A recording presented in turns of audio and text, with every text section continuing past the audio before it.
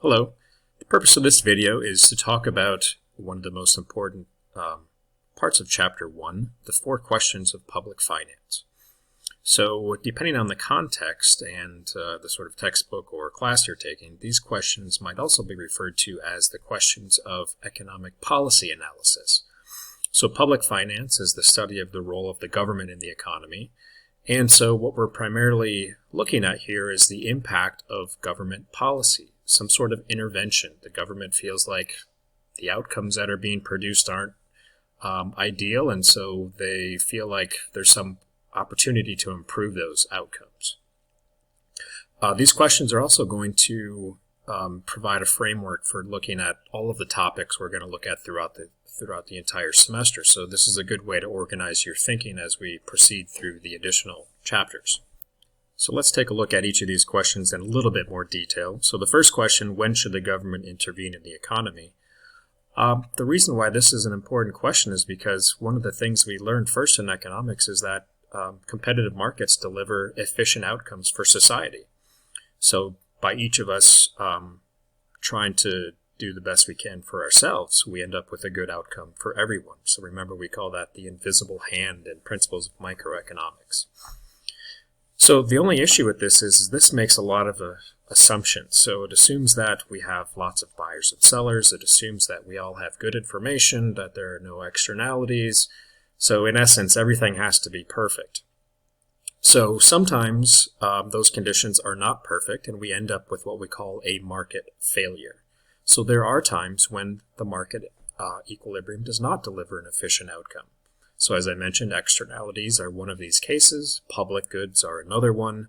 When we have imperfect information or asymmetric information, we can also end up with market failure. So there's a whole host of reasons why markets might not do a good job. And if that's the case, then there's an opportunity for the government to step in and make things better. Now, this must also be weighed against the possibility of government failure. So just because the government has an opportunity to make things better doesn't necessarily mean that they will. So for a variety of reasons, they could fail to come up with a good solution or implement it successfully, etc. So even if the market is doing well, though, there's another reason the government might get involved, and that's redistribution. So even if the outcome is efficient, it might be that we're not satisfied with the particular distribution that we get. So maybe some people have nothing and some people are extremely wealthy. And so we'd like to achieve a little bit more equality or something like that. So this often involves a fundamental trade-off that we're going to revisit throughout the semester, the trade-off between equity and efficiency. So if we want to do some redistribution, what that requires is taxation. And so you take money from one group of people and essentially give it to someone else in the form of cash or goods, services, etc. And so when we implement those taxes, that's going to reduce efficiency in those markets. So think about someone that's wealthy. If you decide that, all right, we're going to do some redistribution and we're going to tax your income at 70%. Are you going to work as hard if you have a 70% tax rate? Well, the answer is probably not, right? And so if people are discouraged from being productive and taking risks and working hard because of those high tax rates, we're going to end up with inefficiency. And so whether or not that inefficiency is worth it is, there's not really a hard and fast way to determine that. That's really determined by what people want out of their government and out of a society and their economy. So on to the second question. So I just want to point out that I'm not going through all of the details here, so there's a lot more information in the rest of the lecture slides and in the text. So make sure you read those for some excellent examples and further details about what we mean with these questions. Right, so the second question is how the government might intervene. So once we've determined that, all right, there's either a market failure or we're not happy with the market outcome and we want to do some redistribution, how might we go about this? Well, the most obvious way is through taxation, or really the opposite of taxation, which is subsidizing. So taxing is when you collect money from people. Subsidizing is when you actually pay people to engage in some sort of activity. So if you tax something, logically you're going to get less of that activity. Think of cigarettes. So if you tax cigarettes heavily, you're going to get less smoking. You tax gasoline heavily, you're going to get fewer people driving inefficient vehicles and taking extra vacations and that sort of thing. So these sorts of things are going to change the price of the good to either make it more or less attractive. If you subsidize something, it tends to reduce the price, make it more attractive. So think about flu shots. So the government might pay people to get a flu shot or give money to insurance companies to make it more cost effective for you to get a flu shot, thereby encouraging you to get more protection from this disease. So in addition to taxation and subsidizing, which are the two most straightforward sort of ways that the government can intervene, lots of other ways as well. So they can restrict the sale of something like illegal drugs, for instance. There's all sorts of things that the government provides directly, so we call this public provision. So those sorts of things get into the topic of what we call public goods. It's going to be the subject of another chapter. We're going to dive into that much more deeply. So things like national defense. So things like national defense are not provided very effectively by private markets for a variety of reasons. All right, after a brief hiatus, I'm back for questions 3 and 4. Question 3 has to do with the effects of government interventions on economic outcomes. And so one thing we have to do as economists is look at the costs and benefits of different government policies.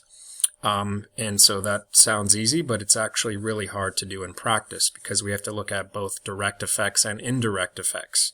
So those direct effects are the ones that we could most easily predict, the most straightforward sorts of behavior that we would expect to happen when we change incentives, like adding a tax or a subsidy. And so these are the sort of straightforward things that happen when we implement a policy. However, there are often indirect effects. Related concept is unintended consequences. So these are things that, well, we're not really expecting or we're not predicting because we're not thinking about all the ways that this policy might affect people.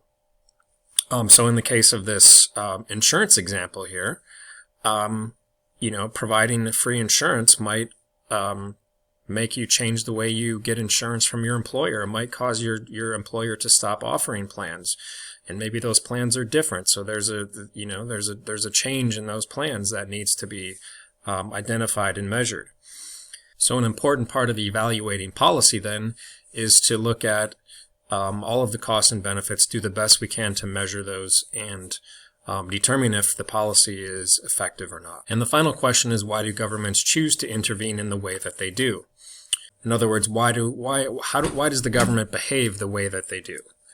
Right? So just because we have an opportunity to make an improvement with government policy does not mean that always happens. So remember, in the previous lecture I mentioned the idea of government failure. That's a very real possible outcome with the complexity of the political system and all of the different incentives and people that are trying to influence the situation. So not only is it really difficult to figure out what people want, because it's hard to gather and analyze that information, but you also have lots of influences in the decision-making process. So for instance, you might have lobbyists that are giving money to politicians to try to achieve some outcome that benefits them. So rather than designing a policy that is designed to impact the public good, it's influenced by a particular player in this game, and they end up benefiting at the expense of society. So in a later chapter, we're going to talk about this political process in much more detail. And talk about all the different things that might influence why a particular policy is implemented or not. All right, so once again, I encourage you to read through the lecture slides completely and study the chapter diligently. This is just a brief summary, so go through all the examples and all of the additional details in the text. Thank you very much.